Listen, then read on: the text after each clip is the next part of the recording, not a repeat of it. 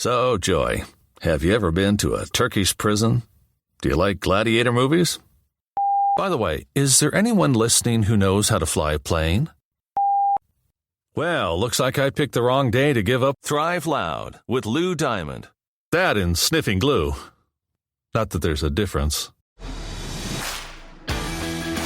Want to learn from those that are taking their lives, their businesses, and their passions to the next level? Best-selling author of Master the Art of Connecting and professional speaker Lou Diamond is here to connect you to some of the most inspiring and amazing people on the planet. Get ready to thrive loud with Lou Diamond.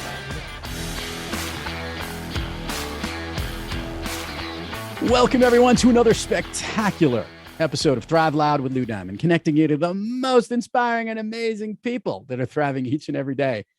I'm your host, Lou Diamond. Today on Thrive Loud, we have one of the most in-demand customer experience and marketing speakers in the world today. He has shared his high energy and content-rich presentations with enthusiastic audiences across the globe. He's the author of 5 books, and most recently, The Morning Huddle, or is it Why Customers Leave?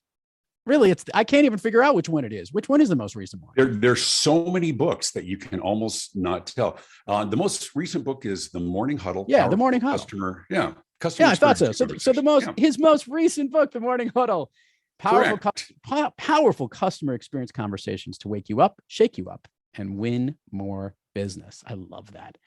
Thrive Loud listeners, my friend and soon to be yours, David Avrin. David, how are you today? I'm good, friend. Thanks for having me on the show. We saw each other a few weeks back.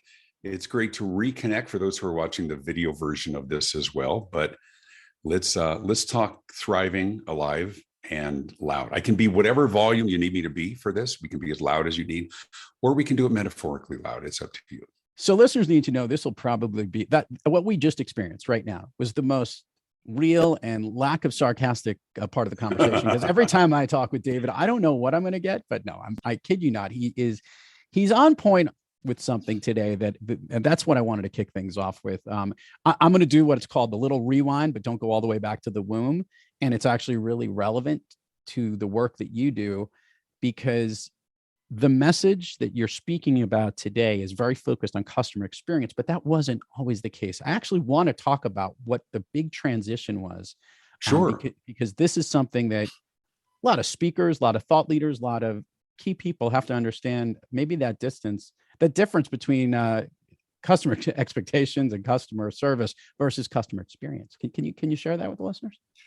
Yeah, absolutely. You know, going back in my career, I spent a lot of years talking marketing. I mean, in school, I was broadcast journalism, went into marketing, did a decade plus in marketing. And I sort of came to actually almost 2 decades, came to the realization that what we say about ourselves, while certainly important, has become far less meaningful and actionable than what other people say about us. And so I made a profound shift in my business. I talked marketing and branding for 20 years. And in the last 5 or 6 years, I made a very intentional shift to customer experience, because I think it's a more impactful driver of customer behavior. Not that our marketing is unimportant, but like I said, it's more important what other people say about us. And so that's what I sort of embarked on some research. What is driving that consumer behavior? It's not our clever slogan. It's what other people are posting on social media and Yelp and TripAdvisor and Rotten Tomatoes and Glassdoor and all of those as well. And so I realized early on when somebody was asking me, so you're talking about customer service now? I said, no, let me correct it. I think we get customer service. My God, we've been talking about it for 40 years. We know how to treat people, but the experience is really different. And it's a different driver today. It's how easy is it to do business with you? How simple is your process? How much frustration or friction along that buying process? And it drove my book, Why Customers Leave and How to Win Them Back. We're in 7 languages now. And it started off as just a bit of a rant of the things that were frustrating me. It's like, why are companies doing this when they know what they're doing?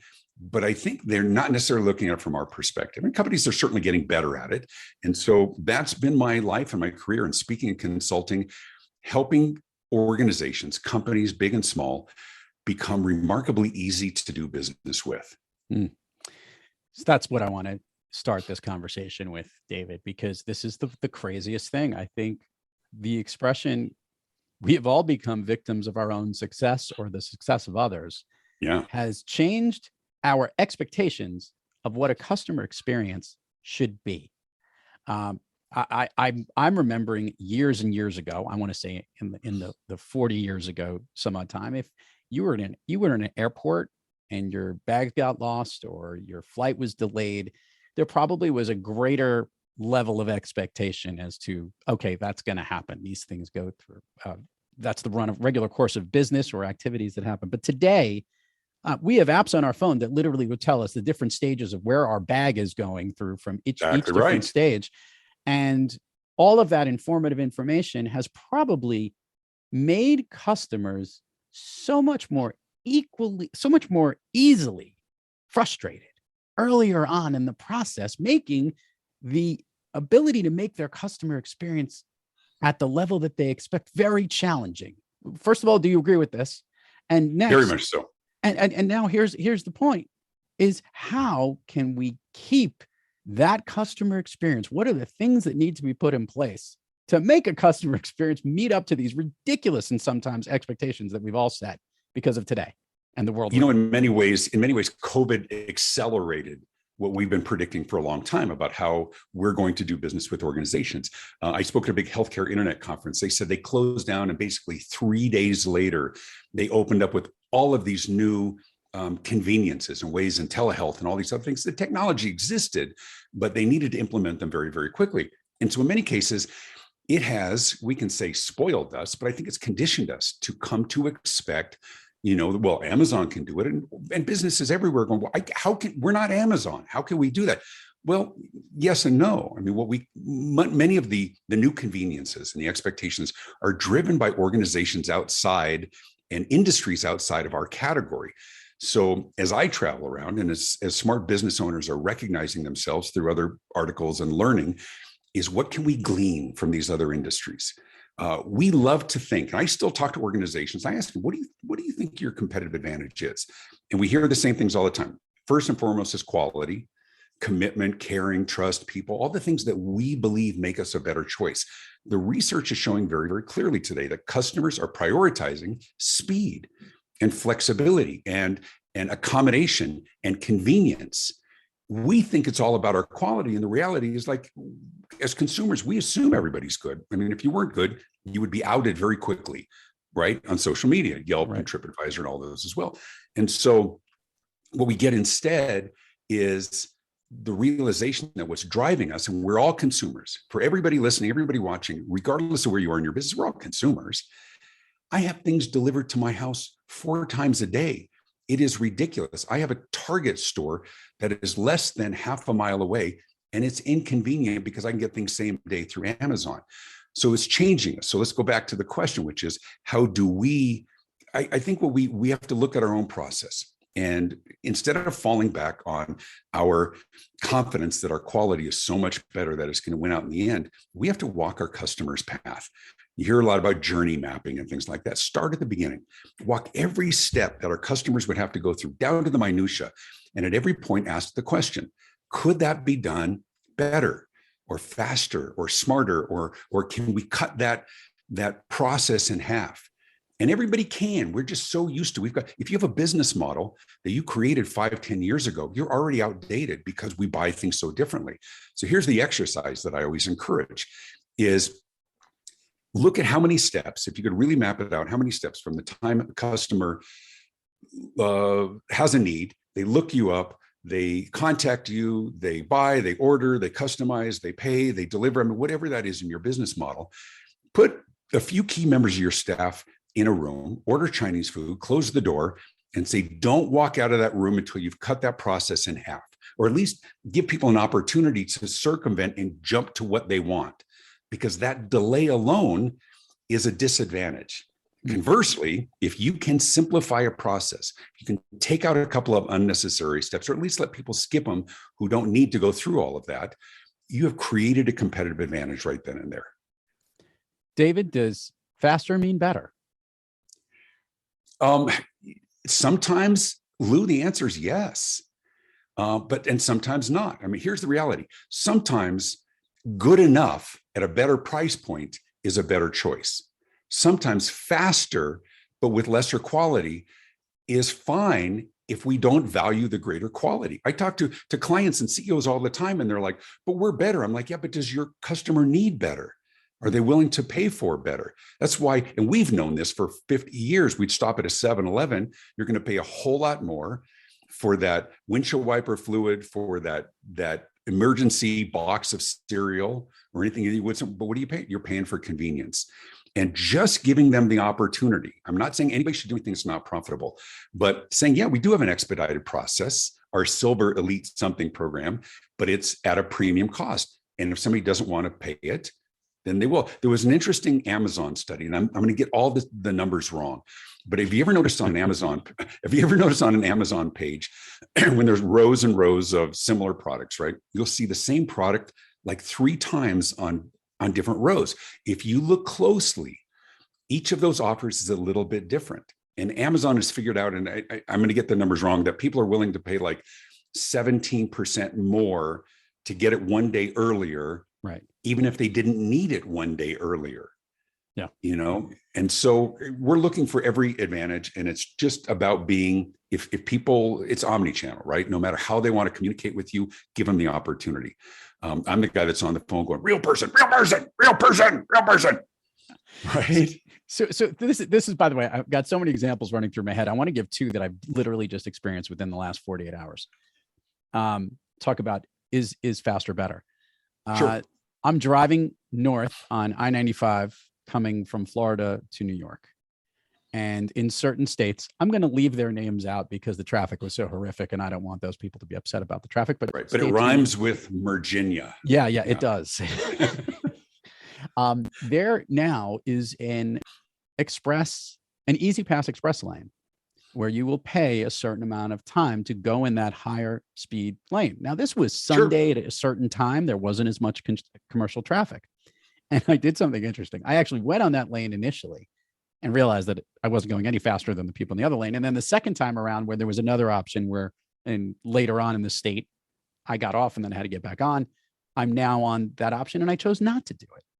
And I remembered, I said the time really wasn't that much different. And while it probably would have been faster, I actually felt like the savings. I felt like I won. Like, oh, I didn't go into this. And I looked at this from I'm a driver. My experience is going on the road here. That in this particular instance, that value at some point, based on a certain time, is going to mean more to me, right?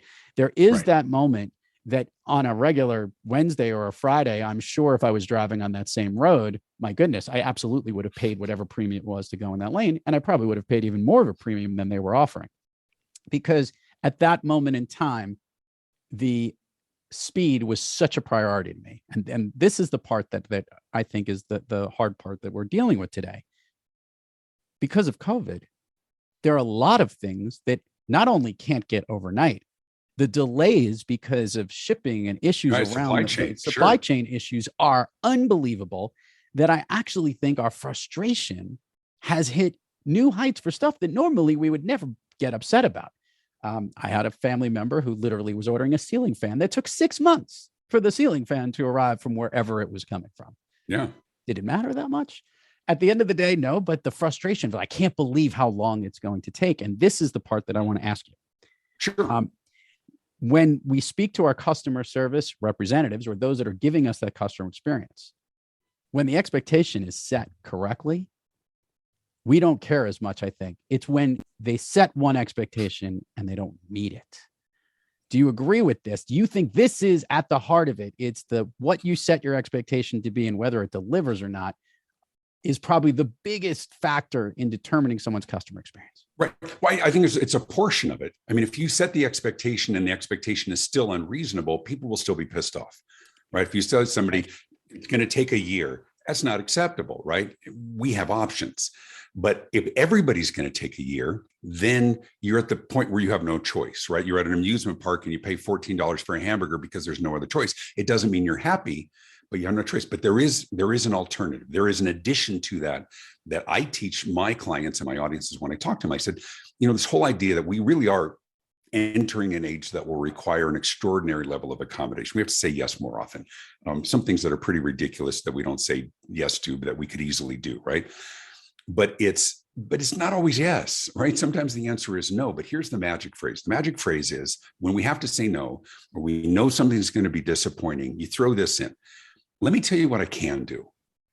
And everything that follows that is solution oriented will help to mitigate that opposition, that diffuse those challenging situations. But even if you know you're 3 months out, you say, but let me tell you what I can do. We're going to make sure that we will track this for you, and we will keep you updated at every stage of this. Because the worst situation is where a customer has to call and say, what's the status of this? Why have I not heard anything? Err on the side of over communication. When you say, let me tell you what I can do, even when somebody's unreasonable, we can't. I mean, it's just not available. Let me tell you what we can do. We can do a loan or a blank and blank. But back to your point, Lou, when you talk about sort of managing expectations, when you call somebody and say, please listen closely as our menu options have changed, and you're on hold for 45 minutes, please, we value your call. Please, here's the problem. We don't know if it's the second time they're going to say it, or they're going to say it 30 times more. And we're thinking, I should have done this on my cell phone because I got to go to the bathroom or whatever else. But here's the big change that we've seen. Your expected wait time is 9 minutes. You know what? I can live with that because I know how long, at least pretty close, that's how long it's going to be. I can run and grab a drink. I can hit the restroom. I can whatever else. That's an issue of managing expectations. And then we as consumers get to decide, do we opt in or out? Is it okay to wait 9 minutes or not? But we get to decide. We have choices. So I love your point because I think the more we can manage expectations, but don't believe for a minute, all of you entrepreneurs and others, that if that expectation is something that's unreasonable, that our customers don't have choices. Sometimes a choice is going to a competitor. Yeah. So you hit something great. By the way, one of my favorite extra features on that phone thing is that you won't lose your place in line and we'll call you back and make it clear. We all love that. We're like, oh, great. Although these days picking up the telephone is an issue. I've started to see some interesting touches, and I wanted to get your 2 cents on these. I'm going to throw these out here because I'm sure, look, going into a room and ordering Chinese food and coming out with the solution to make it faster is one thing, but constantly delivering on new ways to connect your brand to the customer is what I think at the end of the day is what you want. And they have that good smiley feeling when they do it. I'm speaking to you on a product that I just ordered from, if you're a sound audiophile listeners know, there's a company called Sweetwater, and they are literally like the audio techno geeks of all places to go to. I ordered a new product. Within 3 minutes of clicking, I got a phone call because you had to provide your phone call for delivery. I got a phone call and it said from Sweetwater, and it was a human being. And that person got on the phone and said, first of all, we see that your order is scheduled to come on this date. No charge different. Would you like to receive it earlier? Which was shockingly enough. They were asking me when they could do it. I guess that was the first part. And then the next part was, listen, I am your point of contact. We like to bring the human touch into what we're doing. Yes, we have our website. Yes, you could talk to the bot. Yes, you can answer the frequently asked questions. But if there's a technical offer, something different, I'm here for you. Here's my number. I got off the phone and I said, this was the most effective connection of a brand because they know exactly what they're good at. And they know that most of their problems are not so simple. It's not like I just need this thing. They have some complicated things that they deal with, and they're the best at dealing with it. This mix of recognizing how their brand can be set apart is obviously going to be difficult for everything, but in the work that you do or the message you deliver, worth it, but it's worth it. Right. It's totally worth it. Is that something that everybody can do? Like I've noticed it that the ones that are winning are doing something unique into their own thing. They're not copying somebody else. But it's something that's meaningful to the customers. And it's hard because we're trying to scale. We're doing more with less. I understand the labor issue. But there's this really interesting dichotomy right now. On one end, we have this incredible new rash of conveniences and services, right? Somebody was talking the other day about primemnesia, this new condition everybody's getting, which means you forgot what you ordered at Amazon, right? But at the opposite end, at the same time, we're being forced to do more ourselves. I think companies delude themselves into thinking that we want to do it all ourselves. I was at Walmart. I shop at Walmart. and I have a shopping cart overflowing. I had 3 teens at home during COVID, and the manager directs me to self-checkout. And I'm thinking to myself, I don't work here. Now, I didn't say it out loud because I don't want to be dismissive. I suck at this. I'm like, every item is an unexpected item in the bagging area. I'm horrible at it. But what they'll say is, no, no, no, no. We give you a choice, right? But it's not a choice. You've got 22 self-checkout lanes and 1 checker and 9 carts deep. It's social engineering. And so part of the frustration comes from so much is being pushed to us. Give me a choice. I understand. I don't expect that I can get my hair cut at 3 o'clock in the morning, but I better darn well be able to make an appointment for it. I like the option of having a chatbot. I hate chatbots, but I understand them. But give me an off-ramp to a real person. Right. And the biggest mistake is that companies are taking advantage of and incorporating a lot of these technologies and these do-it-yourself options, but also taking away the option of somebody helping us. We go to a doctor's office, they hand us this new technology pad, and we're supposed to navigate that to enter why is the bleeding person entering the information? So that your receptionist, that your clinical, whatever, not diminishing anybody, so they don't have to do the work. You're going to push it onto your customers. Give us the option. My wife loves self-checkout. I will admit to have left a half cart full of food on the thing and walked out the door because I got so frustrated with it. And I got home. She said, do you need help bringing in the groceries? I said, no, I don't. She goes, why? I said, I left him. She left him where? I said, I know, I get frustrated. Give me a real person. I took the scanning gun. I started shooting people with it, and they just kind of stared at me. And I walked. True story. I'm really annoying, but I'm also your customer. You know, make it easy to do business. David, I want to know this. I gave one example of a good something you've seen of late that is a great example of a great customer experience, and something you've seen of late that is an awful one. And if you don't want to share their names or you just want to generalize it, feel free. I'm just trying to think how I can do it easily. Okay, here's a good one. I mean, sort of good and bad because it was expensive, but I've got a big jacked up zombie apocalypse Jeep. It's the funnest car I've ever had in my life. And I took it in for service. I realized I want to keep this thing running. And the great experience was I got text messages twice a day that gave me the status, but not just the status. They took pictures of everything they were doing and explained what they were doing. Now, granted, from some perspective, it's probably they're also protecting themselves, but I knew exactly what they were doing. I knew exactly what I was being asked to pay for. When they encountered something, they said, here's your options, yes or no. And it was a remarkable experience because I never had to worry about it. You know, it was expensive, but it's expensive to get it done. But they just had all of those personalized touches to keep me in the loop the entire process. In terms of bad experiences, pick one. Anything where it's frustrating that you feel like you have to wait longer than you should have. When you see people in line going, unbelievable, right?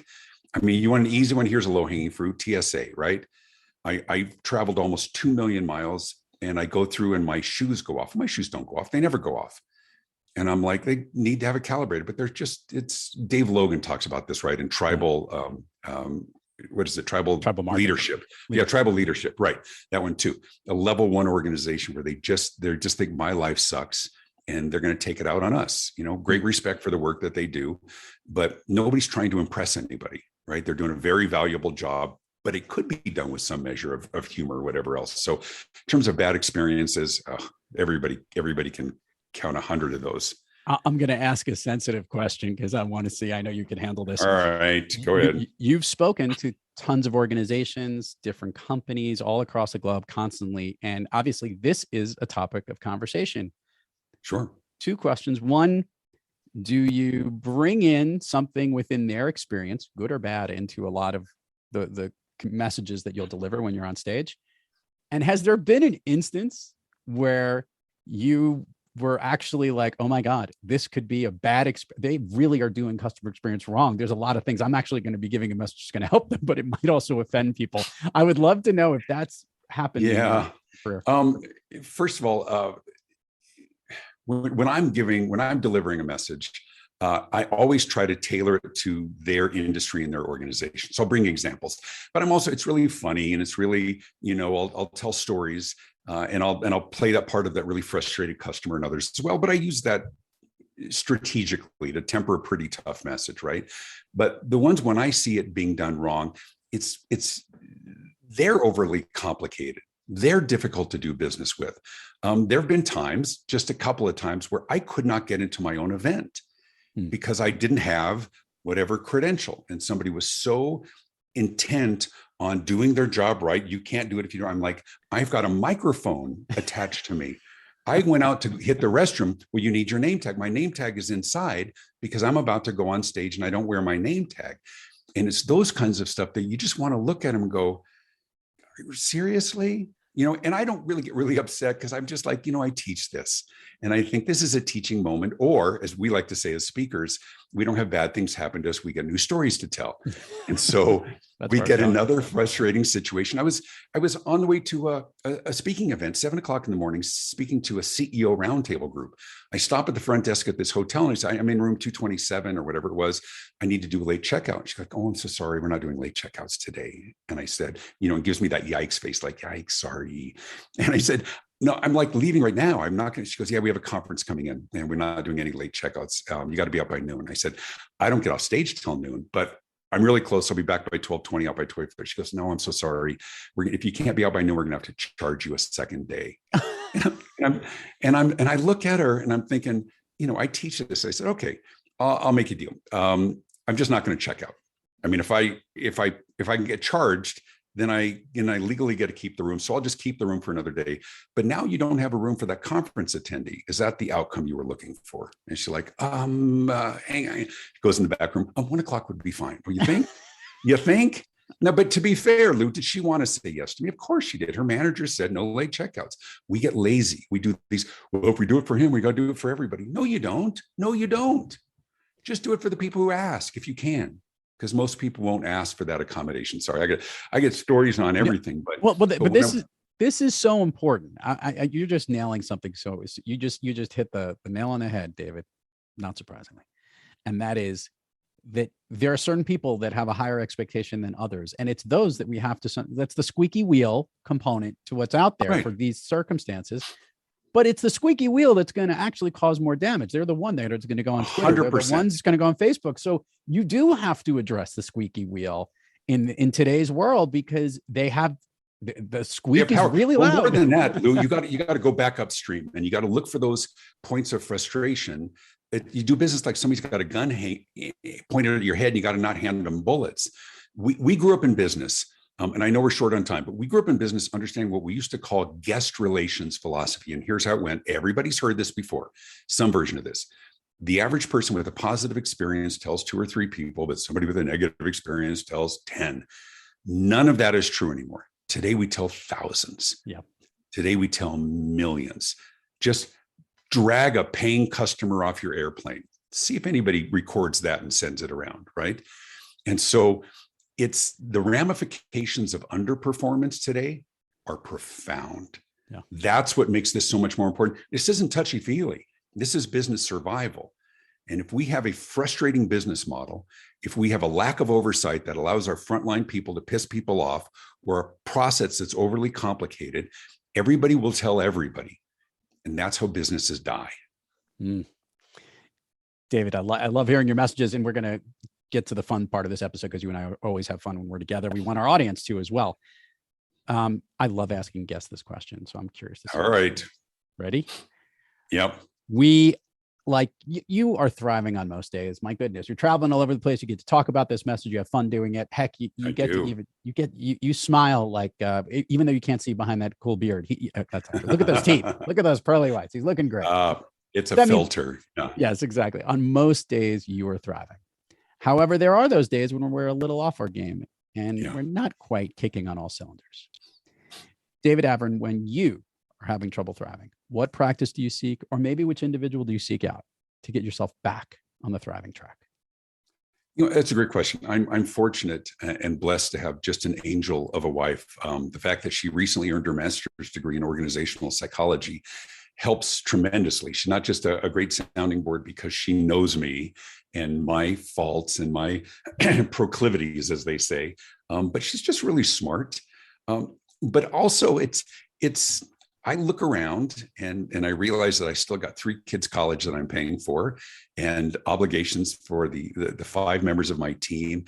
And I remember, as an aside, complaining to my father when I was probably in my 20s or something about, oh, this has happened, or my clutch went out or something. And he would always say the same thing. I know you'll figure it out because you're the daddy. And that's what daddies do. And mommies too, of course, but that was my dad's. And it was his way of saying, you know your responsibilities. You know what's important. And that's what you do. You step up. And so I remember that and I feel it and I live it viscerally, that I have to take care of myself and I got to rest when I need to rest. But I work because people depend on me. Yeah. And so when I'm not thriving, I keep in mind those times when I know that I'm on the right track. And every day you're not going to feel good, but I understand, let's go Simon Sinek. I understand my why. Mm-hmm. And I understand why I'm doing what I do. And let's be honest, how many people have a job where people clap for them at the end of the day, or line up to say, come on. My wife's like, hey, big deal. Go take out the trash. Yes, dear. Right. So people talk about this sort of search for meaning. I've never been one searching for meaning. I know it's important. To me, it's more of a quest for impact. And so if I can have impact, I know it sounds really touchy-feely, but to answer your question, I just stay centered. I know what's important and why, and don't have the option to not be successful. Let's do the admin part of the show and get to Fun Street. Sure. David, share with the listeners, websites, URLs, all that stuff. We'll put it in the show notes of where they can find you, learn about you, hire you to speak. We have a lot of people who love to hire our speakers. Sure. And I love talking. Like I said, I tailor everything. Just go to davidavrin.com. It's Avrin. On all social media, it's David Avrin. On Instagram, it's the real David Avrin. That's a whole other catfish for another day.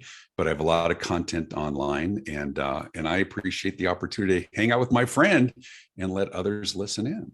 Are you ready for Fun Street? I am so ready I'm giddy with anticipation. Yeah, I could tell. Anyway.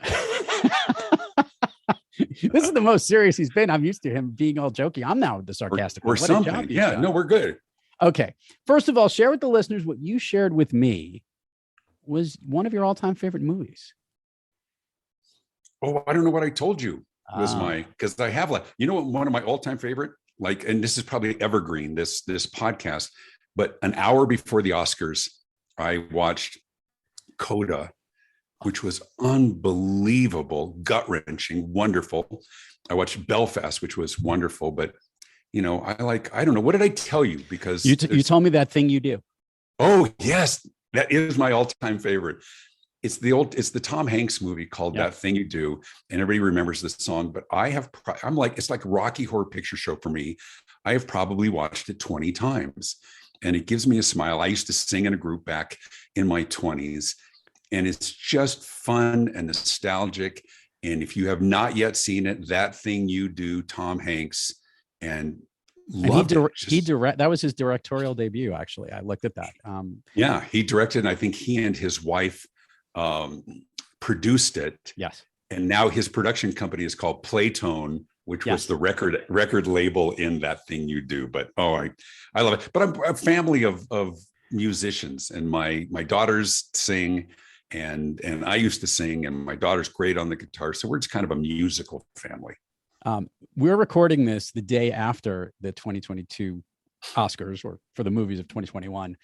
We're not going to talk about what was the main subject line of that thing, but I want to talk about. We're going to talk about Coda because I saw it and I sent a message to my parents and my sisters saying, if you haven't seen this yet, you need to see it. Beautiful movie. That's the word. It was a beautiful movie. Both my wife and I said the same thing. For those listeners who haven't seen it yet, it is wonderful. I was so glad that the father role won Best Supporting Actor when that happened. Wasn't he great? I haven't laughed so hard watching Funny Sign in my entire life, but I think it was such a great show into the two worlds, and what an unbelievable story. that they wrote. Just go see it. Go check it out. I'm glad you liked it too, because I literally was like pumped last night when they announced it, and it made for what was interesting and more entertaining Oscars. Well, I'm a sentimental kind of a guy. I'm the guy who cries at coffee commercials. Oh, so-and-so's back from college. He's surprised at me, right? I was sobbing at the end of this, but in a wonderful way. Just wonderful. So listeners, go see it if you haven't yet. Okay, we're going to do the speed round here, David. I know you can handle this. You've got I got it. Here. I'm going to ask you things that make you feel good, lift you up, motivate you. They basically make you thrive. You ready? Sure. Got it. Of late, a song that you love to hear, or maybe one that pumps you up? I love Pharrell. Because I'm happy, clap along if you feel like a room without a roof. All right, because I like that. I'm just. You know what's funny? That song was 2014. Did you know that? Isn't that crazy? That song's 8 years old. Is that how long it was? Yeah. Isn't that? I still like that one, but I'm also sort of nostalgic. I like the songs I used to sing my kids when I rocked them. My son took a long time to go to sleep, so it was always American Pie. Because there were so many verses, and so I can do that one verbatim as well. Next question. Okay. Favorite food that's not a dessert? I am a shrimp nut. As a matter of fact, my favorite holiday is endless shrimp at Red Lobster. Say what you will about Red Lobster, but Lou, listen to me. It's endless. Are you not understanding the concept of endless? It's every kind of shrimp, and it's different each year. So during COVID, it was tragic because my favorite holiday was canceled. But it's shrimp. I told my son, I said, if I ever kill you, because there's times I want to throttle him, my last meal will be endless shrimp. And then if they're ready to, time for the execution, I'm saying, I'm not done because it's endless and I can stave off the execution. Sorry, a little too much information. It's okay. Next question. Favorite dessert? Banana cream pie. Okay. Oh my God. An activity you wish you did more of? What do I wish I did more of? I miss doing outdoorsy thing. I would love to. My son and I used to go camping. I'm in Colorado, and so we had an annual father-son camping trip. He's moved out of state now, and I'm just so busy with everything. And my kids were athletes. I would love to camp more often. I love it. I love being in Colorado. We're in Denver. It's a short drive, so more camping. An activity you wish you did less of? What do I wish I did less of? Probably losing my temper. I'll just admit to being human. I get frustrated at some pretty simple things. We see this a lot of people go from zero to furious.